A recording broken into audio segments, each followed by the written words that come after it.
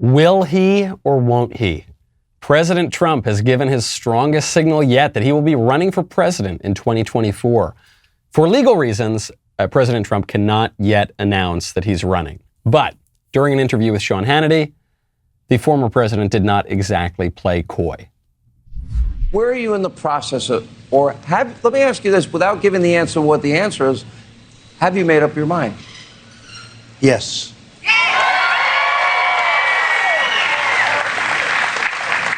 I think you got it right. Yeah. Have you made up your mind? Yes. Not, well, I'm considering, well, I'm looking. That's what politicians do when they want to keep the idea going that they'll run, but they don't really want to run. Trump says, yes, I've made up my mind. Can't give an answer. Yes. You're going to be really happy with my answer. Yes, yes, yes. Some Republicans think that it would be the absolute worst thing in the world if Trump runs again. I, for one, am not so sure about that. I think Republicans have a lot to learn from the Donald and from other past leaders, actually from other past Donalds, including the legendary Defense Secretary Don Rumsfeld, who died yesterday. It's getting harder to learn these days because we're losing all of our standards in our schools, on Capitol Hill, in our own private lives. But on this show, today and every day, we will insist on standards. I'm Michael Knowles. This is The Michael Knowles Show.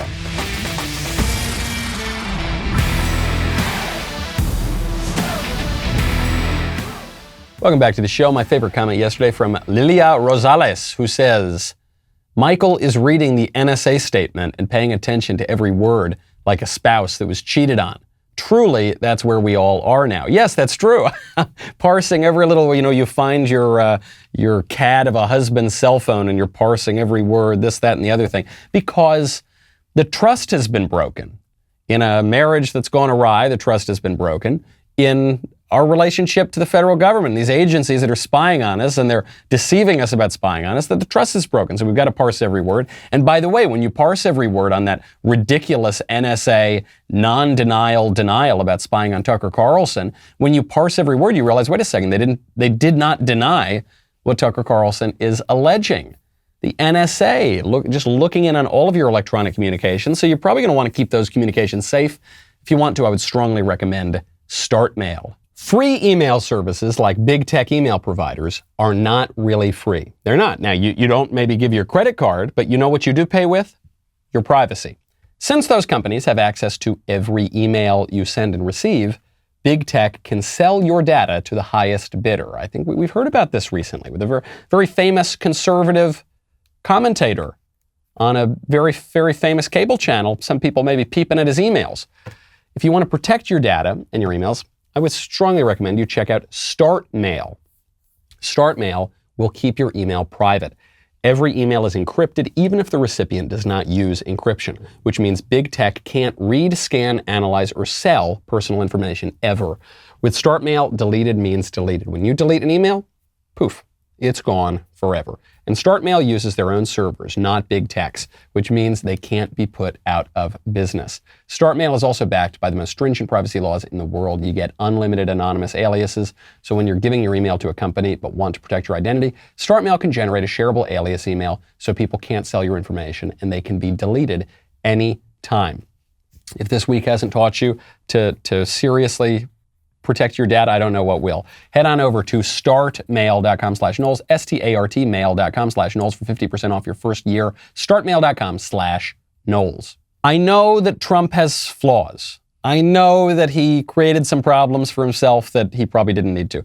I know that he made some wrong turns on policy. I'm thinking of the jailbreak bill, the First Step Act, and some other problems. But compared to the Republican establishment, I think that guy's got the right impulses. And I think a lot of the Republican establishment politicians really do not. An example of this, I hate to criticize our own side, but I suppose I have to. Representative Kevin McCarthy he's the House GOP leader. He was speaking about a bill that would take down Confederate statues in the Capitol. And, this is a problem throughout the United States. Do we tear down the Confederate statues? And Kevin McCarthy is supporting this bill. This is a bill that is being pushed by Democrats, but McCarthy is supporting it. And the reason behind why he's supporting it, it's just a little weak.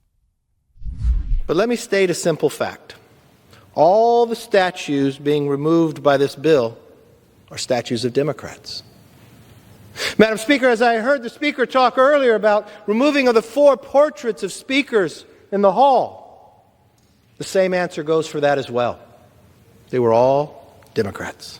What's interesting, the statues that need to be removed were sent to the Capitol by states that were majority controlled by Democrats, sent to a House that had a majority controlled by Democrats, accepting of these statues.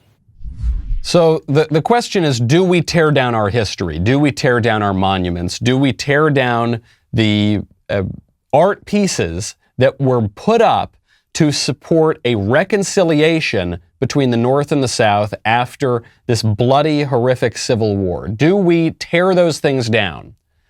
And the left is the one pushing for tearing down the statues because the left hates our history, and they don't just hate Robert E. Lee, and they don't just hate whoever, Stonewall Jackson. They hate Lincoln, and they hate Washington, and they hate Jefferson, and they want to tear down those statues too. And they've been tearing down those statues for at least a year and a half now. But Kevin McCarthy here is taking this tact of saying, oh yeah, please tear down the Confederate statues. Why, they're Democrats. Yes, the Democrats are the real racists. Yeah, that's right. That'll show you, Democrats. I'm going to give in to that policy that you guys are pushing. I'm going to give in to that policy that you are making a big national political issue. And you don't even realize how owned you just got. No, I don't think they got owned. I don't think they care. I don't think the Democrats today feel any care about the fact that Andrew Jackson or any of the Confederates or any of the bad people in history were Democrats. Okay, I think they just want to tear down our nation's history. And I think it's so short-sighted to say, well, yeah, Robert E. Lee, he was a terrible, rotten traitor. We should tear down anything that in any way represents the South. The whole point of putting up the statues in the first place was that we need to bring our country together with malice toward none and charity for all. So much, well, we're not going to hear that line from Abraham Lincoln much longer because we're going to tear down his statues too. It is just such weak sauce. The Democrats are the real racists. The left takes this way too far, and they say the parties switched, which just didn't happen. It's not as though one day all the Republicans and Democrats sat down together and said, okay, the year is 1964. From now on, you guys are going to be the Democrats, and we're going to be... That's not what happened. That's preposterous. But parties do shift over time, and parties change, and not even that they come to resemble one another, but they just change in and of themselves. Tearing down our history, especially history that was put up to reconcile the country, is just a bad idea. And it's part of the broader, ruthless, withering criticism of the country. And it's part of the attempt to reframe our history and make America look like the bad guys, which is the entire point of the 1619 Project. Now, I don't want to be too hard on Kevin McCarthy. I think a lot of boomer Republicans are pulling these same lines. I think it's just ridiculous. I don't think they should do it. I think they need to realize that these little cheap rhetorical flourishes are not going to work very well. But McCarthy's doing some other good stuff too. McCarthy demanded yesterday that an investigation be launched into explosive allegations that Joe Biden's administration spied on Tucker. Right? So Tucker goes out, makes this claim, says the NSA is spying on me. I got the receipts.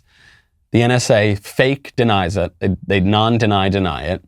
And that we're going to leave it at that, right? But no, at least Kevin McCarthy is looking into that. This is a much more important issue than whatever the next tax cut is.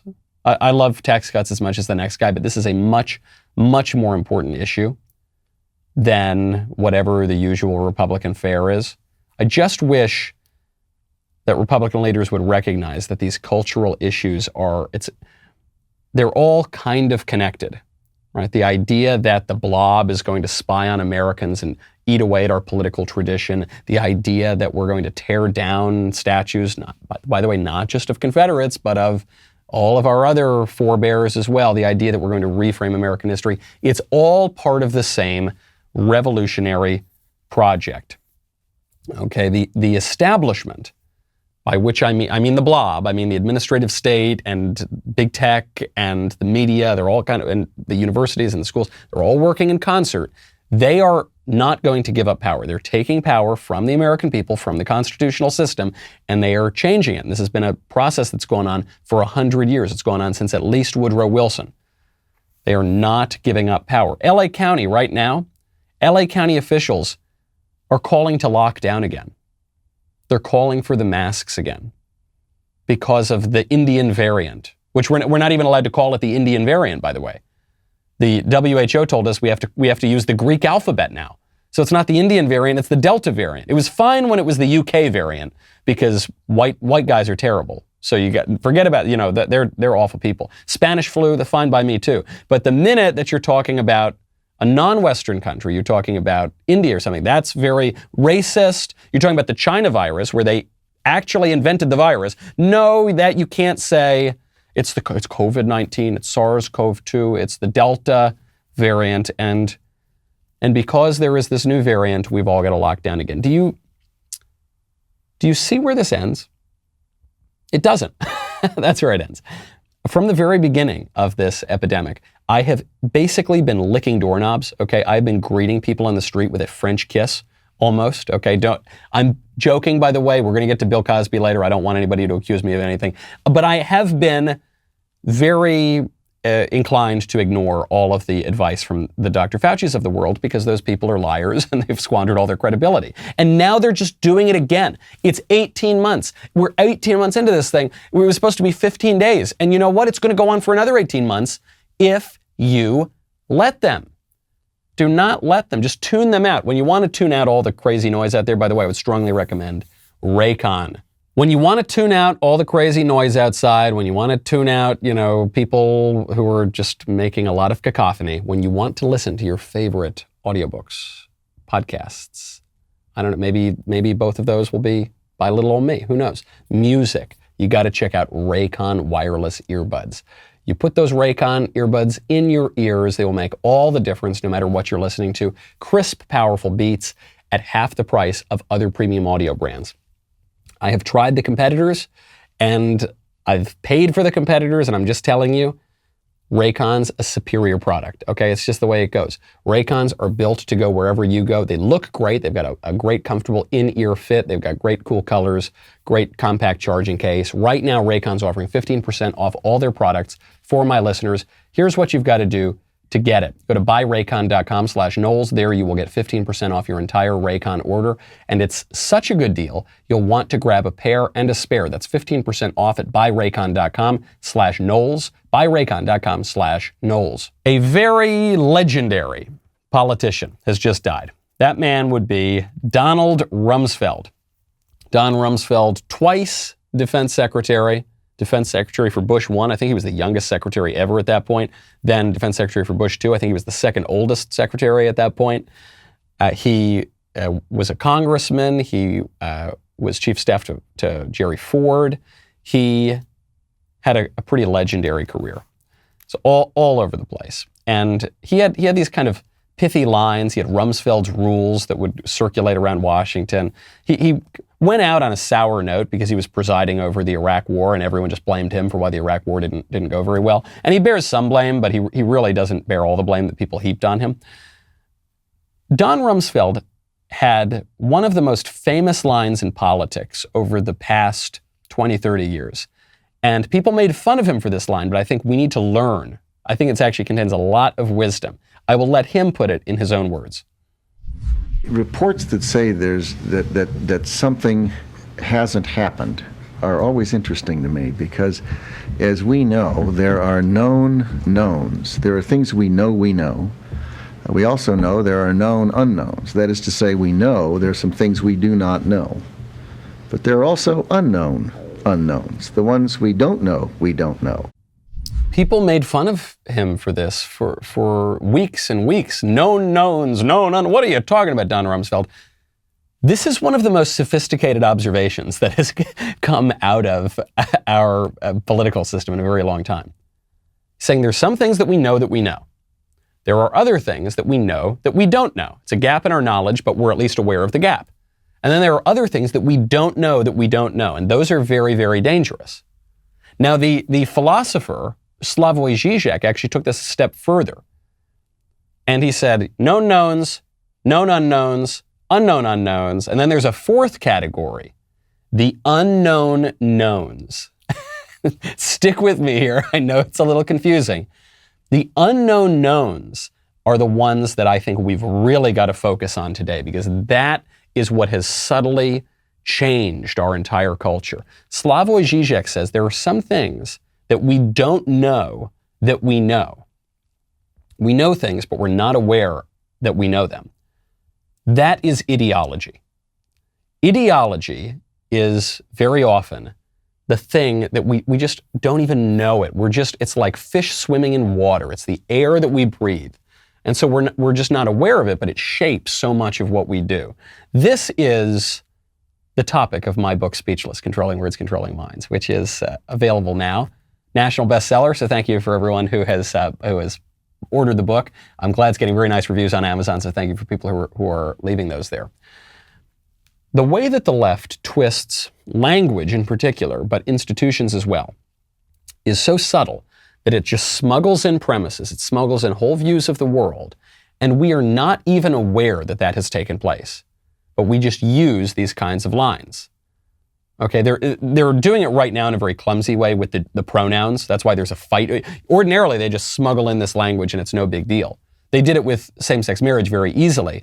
And subtly, they said, marriage for all of human history had been about the sexual difference. At the most basic level, it involved sexual difference. Then they just smuggled in this idea. They said, it's like a Jedi mind trick. Marriage does not involve sexual difference. There is same-sex marriage. And then because we just used that word and we said, oh, of course, yeah. Marriage doesn't involve sexual difference. These are not the droids I'm looking for. Sure.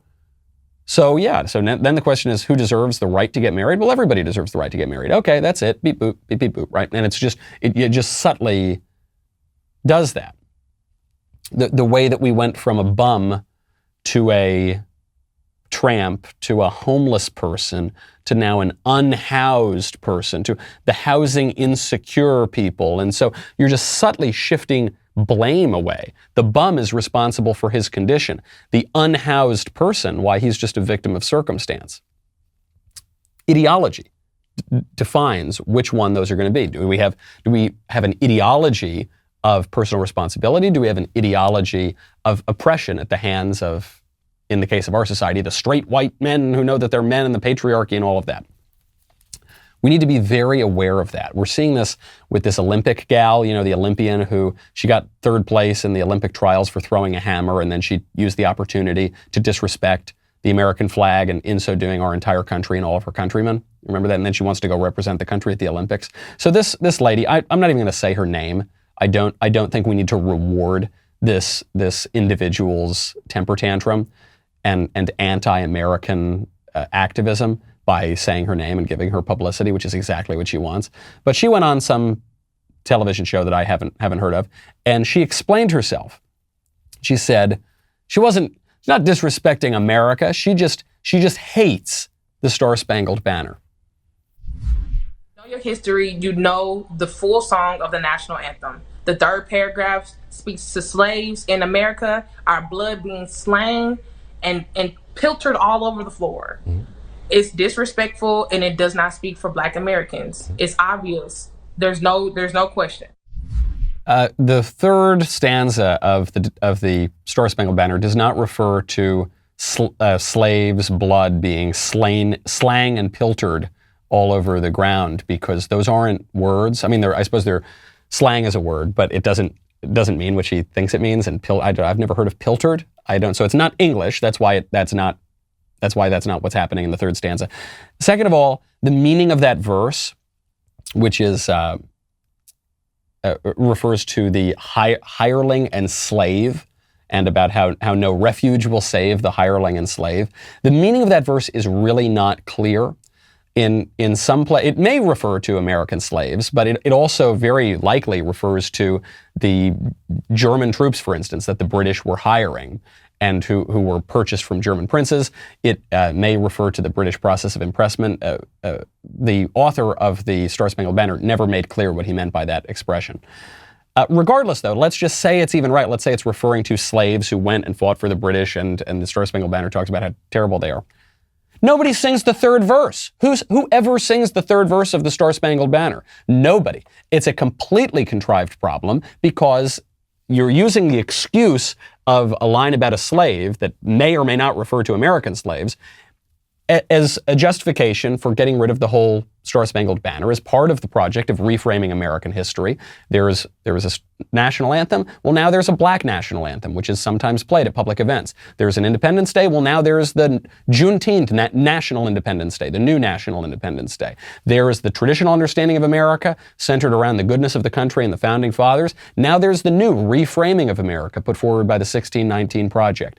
It's just a new shift. This woman says, if you know your history, you know this. She doesn't know her history. She barely knows the English language. But what she does know is ideology, and she doesn't even know that she knows it. This is the unknown known.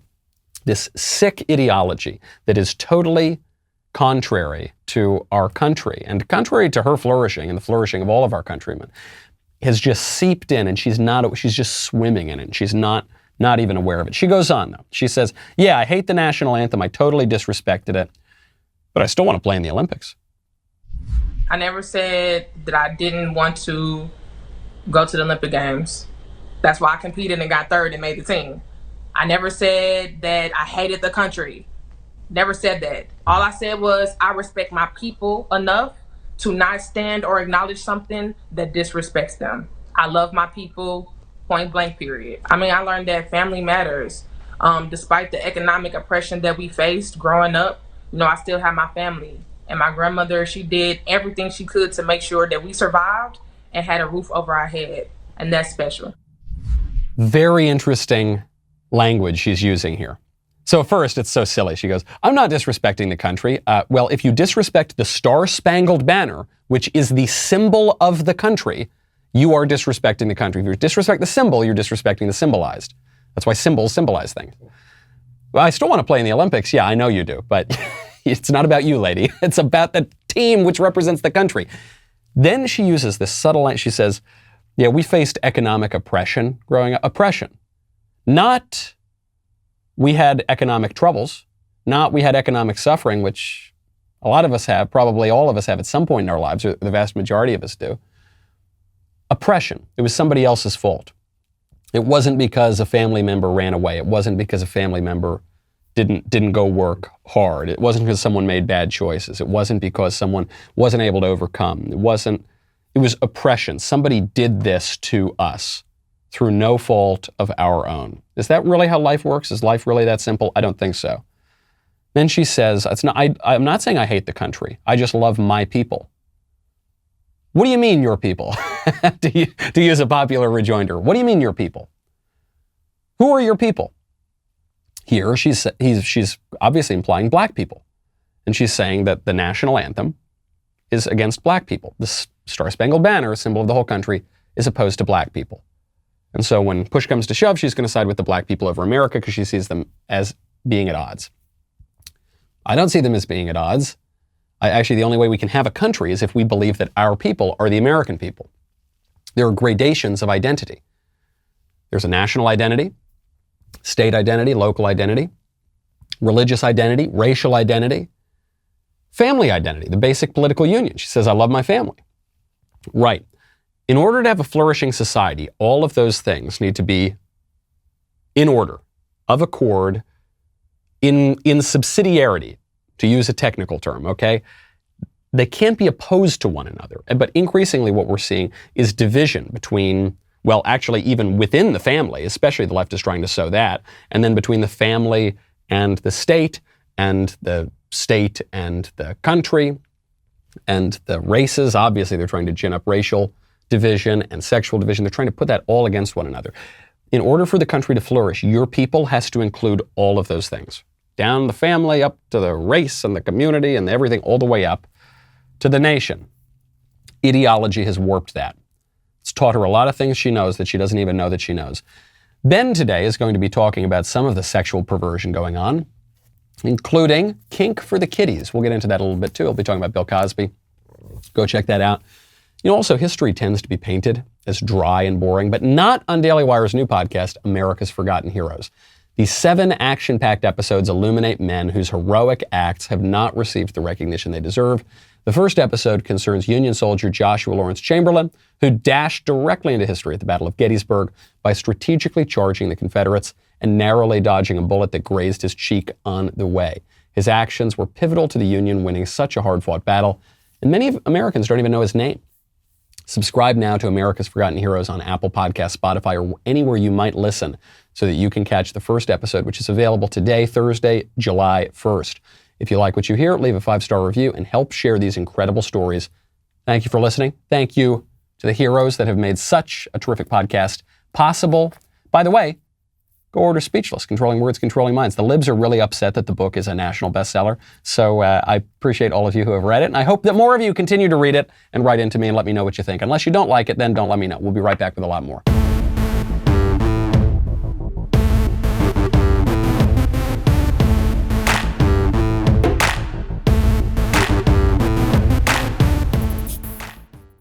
Racial grievance is probably the most significant form of currency today.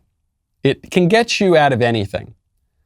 That lady at the Olympics who disrespected the American flag and the whole country at the Olympic trials, she says, well, but it's my people and the oppression and the grievance, and okay, she's probably going to get off the hook. This is true even at fairly high levels of politics. Lori Lightfoot, mayor of Chicago. The one thing I kind of respect about Lori Lightfoot is her just absolute brazen cynicism. She doesn't try. She doesn't really try to glad hand. She's just a pure power, corrupt machine politician. And there's something, you got to give a grudging respect to that. So Lori Lightfoot is in big trouble because crime is spiking throughout Chicago. That place is like Fallujah right now. Crime is way, way up. She's lying and pretending that it's down year over year, but you've seen huge spikes, up in crime, in shootings and in murders. And Lori Lightfoot says the only reason people are complaining about this is because she's a black woman. There have been questions raised about your temperament and your reaction to criticism. Tribune editorial used the term irascible. How much of this do you think might have to do with the fact that you're a woman, and specifically a black woman? About 99% of it. Look at my predecessors. Did people say that Rich Daley held tea sessions with people that he didn't disagree on? Rahm Emanuel was a polite guy who was a uniter? No. Women and people of color are always held to a different standard. I understand that. I've known that my whole life. That's it. She's such a victim, the mayor of Chicago. She's such a victim, So she can't succeed. She can't become the mayor of a major American city. No, because of the racism. Amazing how the racism didn't prevent her from rising to a very high political position, but it is causing her to be criticized. Has nothing to do with the bullets and the deaths and the riots that took place and the looting and the arson and the murders. And no, it's just because she's a black woman, right? By the way, if you dare criticize that kind of line of argument, oh man, the establishment is going to come after you, especially if you are a white person, especially if you're a white dude. Oh, that's really bad. There was a host on MSNBC, Tiffany Cross, who just recently attacked Bill Maher. Bill Maher is a liberal, but he's a white guy, and he's a liberal who is not totally politically correct, and so he sometimes goes after the excesses of the woke people. And, he reserves most of his criticism for the right, but a little bit for the left. That was too much for MSNBC.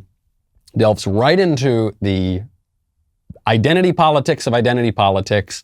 This is a black woman saying that white man needs to shut his mouth. Okay, Bill Maher has been whack for a long time.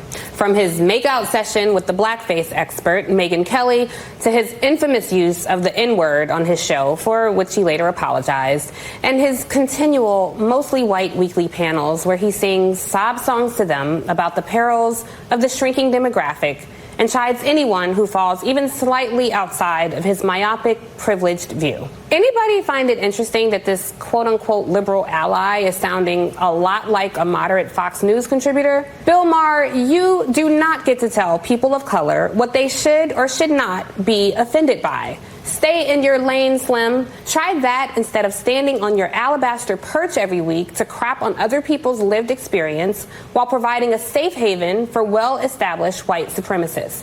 Because I gotta tell you, this old angry white man act is so played. The truth is, what's happening now is an evolution, and you are fighting for your power and privilege to not become fossilized while basking in the rays of your own non-existent cleverness and comedy bits circa 3 decades ago. And quite frankly, it's just offensive at this point.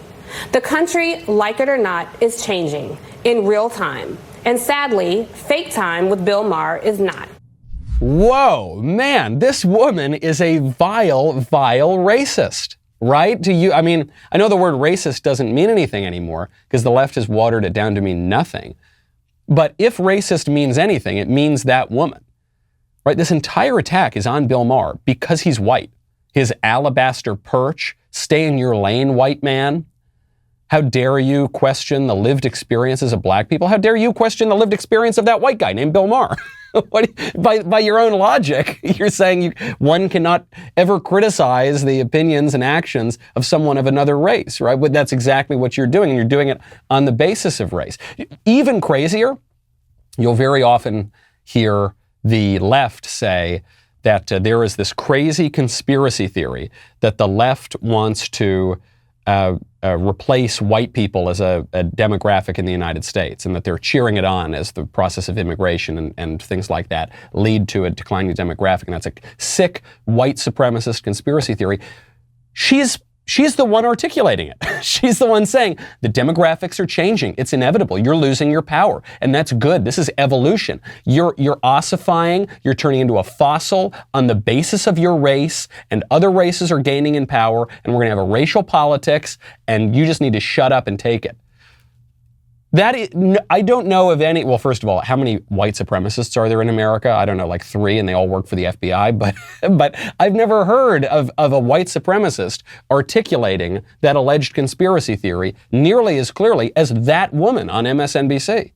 Vile, vile politics. That's what she's saying to him. This is it. I don't think that she knows what she's saying. I think she, much like the left broadly, and this leftist broad, by the way, I think that she is living in the unknown known, that this ideology is blinding her to the glaring contradictions in what she's saying. Or if it's not a contradiction, or if it's not hypocrisy, then it's just this double standard. And it's double standard along the lines of race and, to a lesser degree, sex in this case.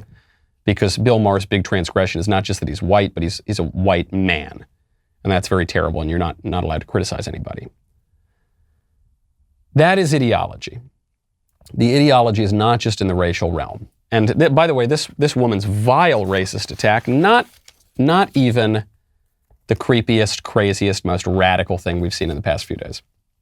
Washington Post, piece by Lauren Roello. Yes, Kink belongs at Pride, and I want my kids to see it. Kink. What is kink? You know, there's sexual orientation. There was the homosexual rights movement, men who were attracted to men, then some women who were attracted to women. Then there was the transgender rights movement, men who think that they're women, women who think that they're men.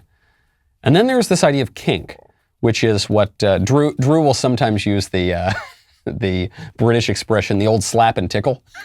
That's kink. Is just when you have some kind of unusual sexual fetish or sexual fantasy. And that is now considered not just some kind of quirk because mankind has fallen and we've all got kind of weird things going on in our head. That is now considered a full-on sexual identity. And not just a sexual identity, but because sex is now so central, sexual desire is so central to everyone's sense of self, that is a very basic identity. So this woman, I won't go through this entire disgusting article, but she's talking about how she takes her little kids to go see this Pride March, and she says that her wife is trans, but wasn't out at the time. So I guess that means her wife is, does that mean her, I don't know what that means. I don't know. It's hard. Is it a man to a woman or a woman to a man? Whatever. so she typically only expressed her authenticity in the privacy of our home, but she wore a green skirt and light makeup, brushing her hair to one side. That was her. Okay, so I guess it's a man who thinks he's a woman or something. Anyway, they bring the kids to this pride parade, and then as we got settled, our elementary schooler pointed in the direction of oncoming floats, raising an eyebrow at a bare-chested man in dark sunglasses whose black suspenders clipped into a leather thong. The man paused to be spanked playfully by a partner with a flog. "What are they doing?" my curious kid asked as our toddler cheered them on. The pair was the first of a few dozen kinksters who danced down the street, laughing together as they twirled their whips and batons, some leading companions by leashes. At the time, my children were too young to understand the nuance of the situation, but I told them the truth. These folks were members of our community celebrating who they are and what they like to do. And then she goes on to explain how happy she is that her kids are watching perverts spank one another in thongs and leather suspenders. Obviously, these children should be taken away from this mother. This mother is sexually abusing her children. We told you this would happen.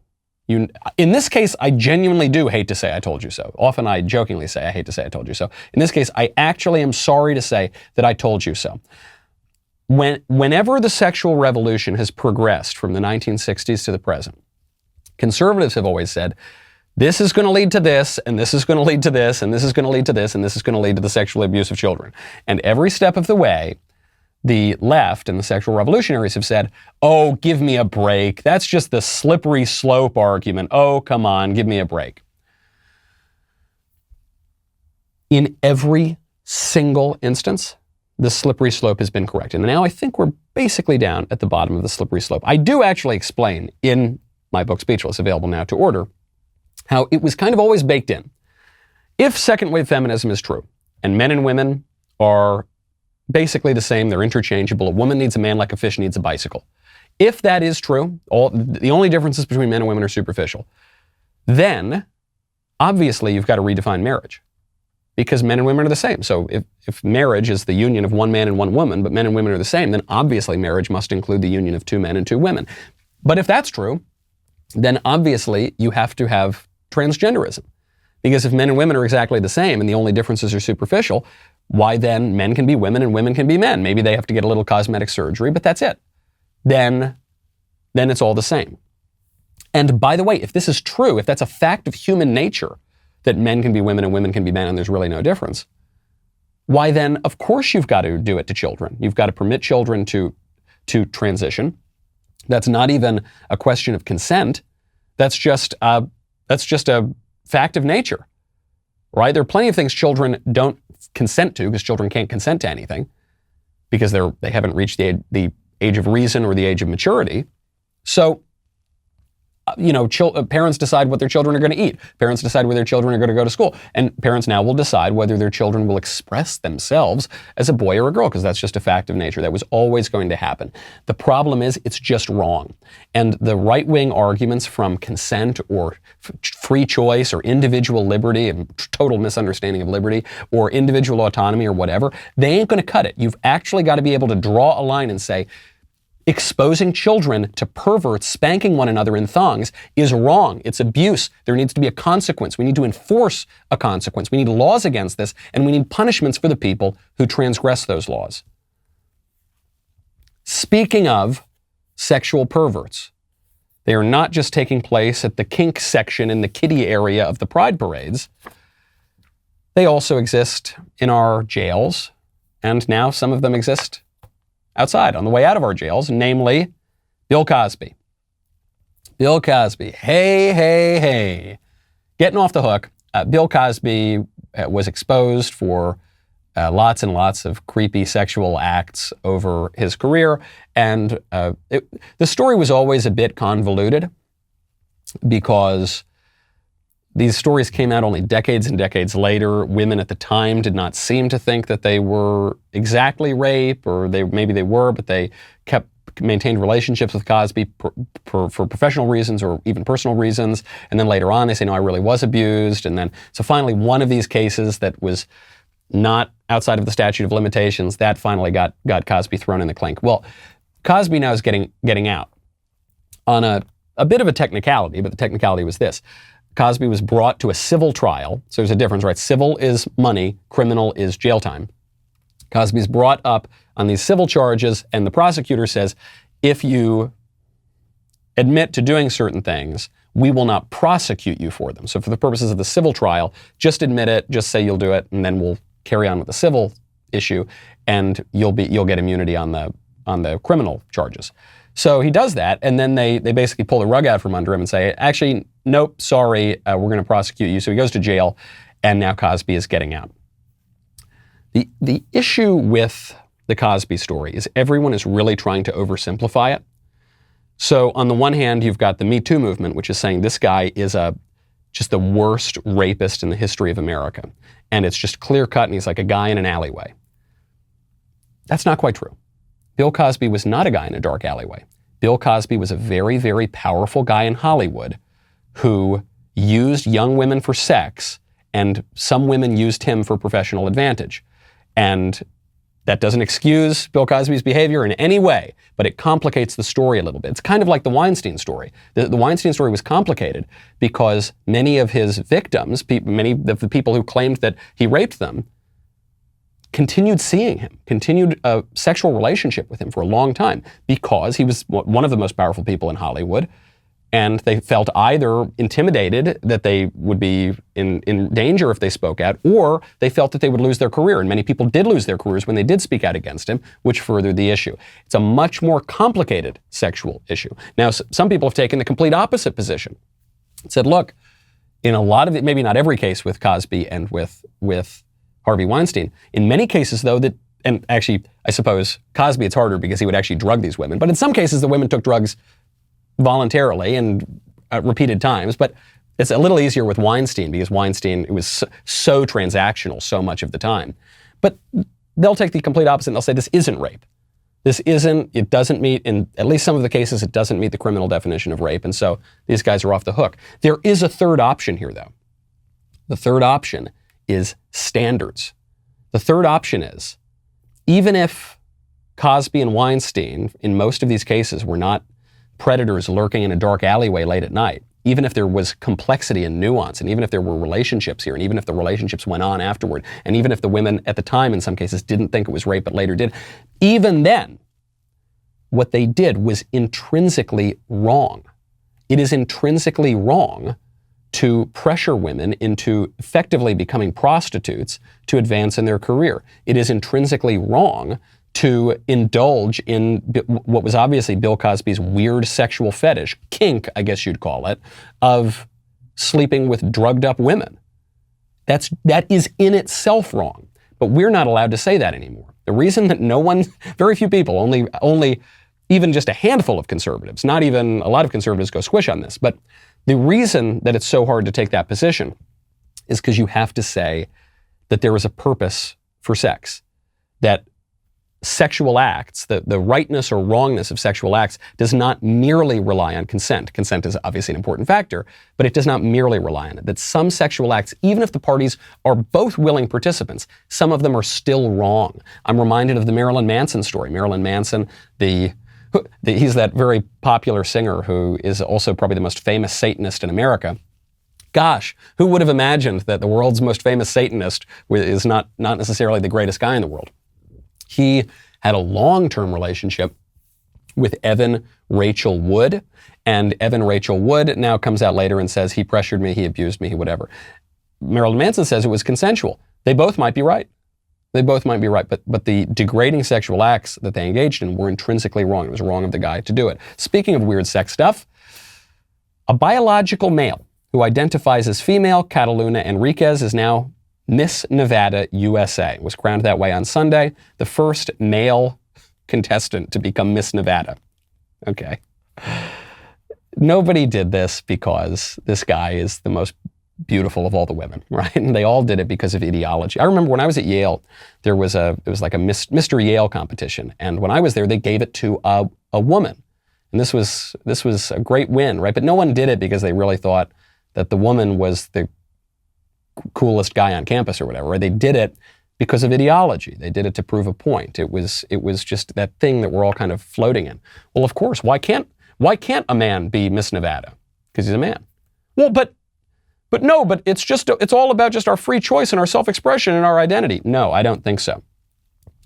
Tarantino made this point. Quentin Tarantino, movie star, speaking of some weird sexual desires, Tarantino was on Bill Maher's show of all things, and he said that art has become so ideological now.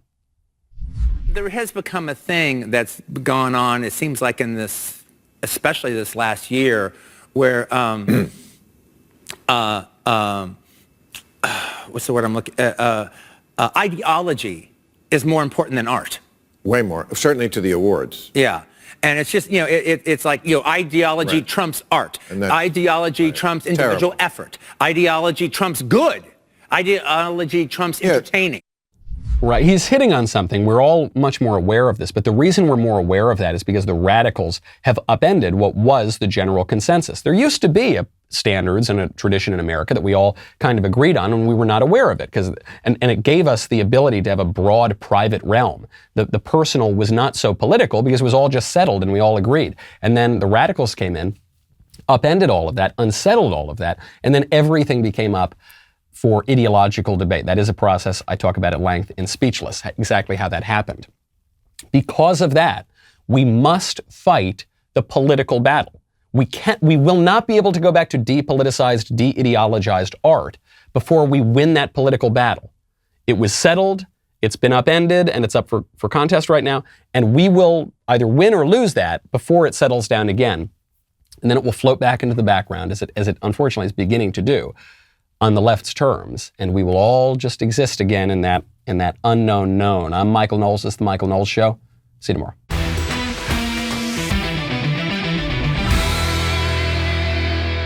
The Michael Knowles Show is produced by Ben Davies. Executive producer, Jeremy Boring. Our technical director is Austin Stevens. Supervising producers, Mathis Glover and Robert Sterling. Production manager, Pavel Vidovsky. Editor and associate producer, Danny D'Amico. Audio mixer, Mike Coromina. Hair and makeup by Nika Geneva. And production coordinator, McKenna Waters. The Michael Knowles Show is a Daily Wire production. Copyright Daily Wire 2021. Today on The Ben Shapiro Show, Bill Cosby goes free, a columnist pushes LGBT kink for children in the pages of The Washington Post, and President Biden is caught between a moderate rock and a radical hard place. That's today on The Ben Shapiro Show. Give it a listen.